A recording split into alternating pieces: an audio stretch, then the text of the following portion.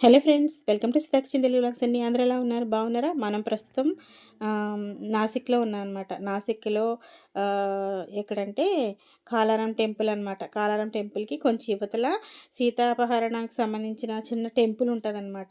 ఆ తర్వాత లక్ష్మణ రేఖ, పంచవటి ఇవన్నీ నాసిక్‌లో మనం కవర్ చేసుకోవచ్చనమాట.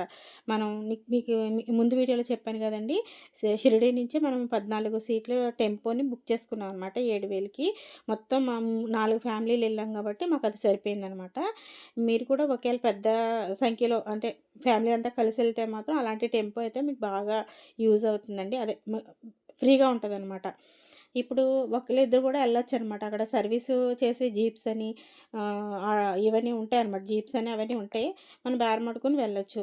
ఏమీ లేదండి, బేరమాడడం అంటే ఏంటంటే, మనం నాగర్సోల్లో దిగిన తర్వాత అక్కడ వెహికల్ బుక్ చేసుకొని షిరిడీ వస్తాం కదా! ఆ షిరిడీ జర్నీలోనే మన పక్కన కూర్చున్న డ్రైవర్‌తో అడగొచ్చు. అక్కడికి ఇక్కడికి ఎంత అవుద్ది, ఏంటి అయన్నీని.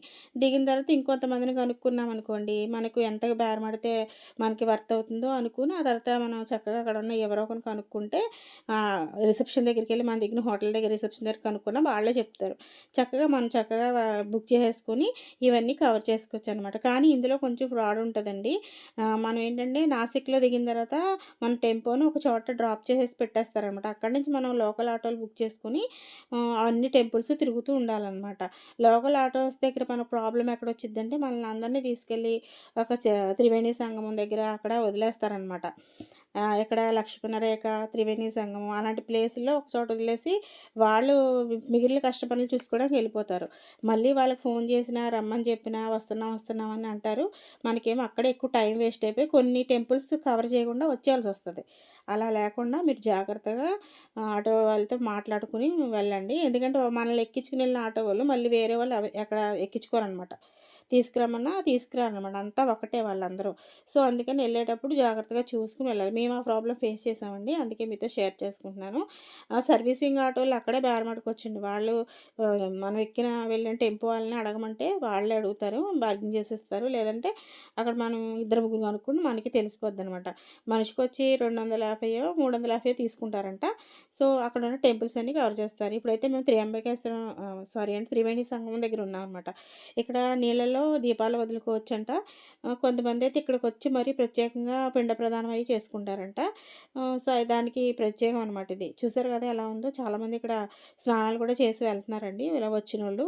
మేమైతే నెత్తి మీద ఇలా నీళ్ళు చల్లుకొని మామూలు దండం పెట్టుకొని వచ్చేసామనమాట. ఈ పక్కనే ఒక టెంపుల్ ఉంటుందండి, అర్ధనారీశ్వర టెంపుల్ అని పైకి. అక్కడ శివుని విగ్రహం బయట ఉంటదనమాట. మూల విరాట్టు లోపలే ఉంటారు. కానీ బయట పెట్టారు. మనం స్వయంగా చేత్తో పాలతో అభిషేకం చేసుకోవచ్చనమాట. ఏమన్నా గ్రహ దోషాలు అయ్యుంటే పోతాయని అక్కడ ప్రత్యేకం అంట. అందుకని కొంతమంది మేము వెళ్ళినోళ్ళు కూడా చేసుకున్నాం అనమాట అభిషేకం. అదయిపోయిన తర్వాత ఇక్కడ నుంచి మనం పంచవటిని ప్లస్ ఇంకోటేంటంటారు, సీతాపహరణానికి సంబంధించిన ప్లేస్ ఉంటది కదా! అక్కడికి తీసుకెళ్తారనమాట ఆటో వాళ్ళు.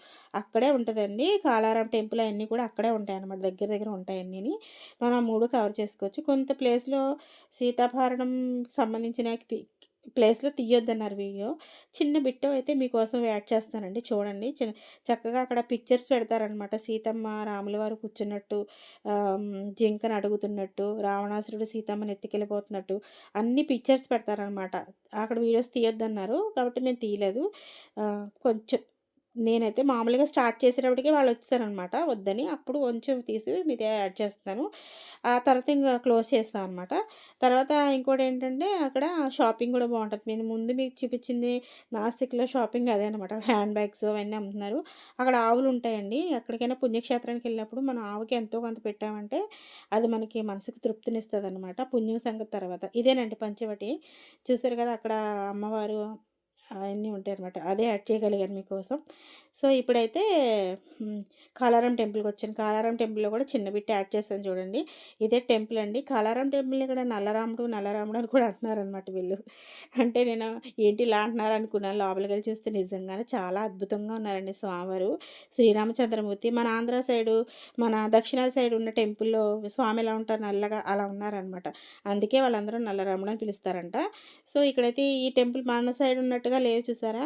చాలా పురాతనమైన టెంపుల్ ఇది అని తెలిసిపోయేటట్టుగా ఉంటాయన్నమాట. ఇక్కడ ఆర్కిటెక్చర్ అంతా కూడా అలాగే ఉంటది.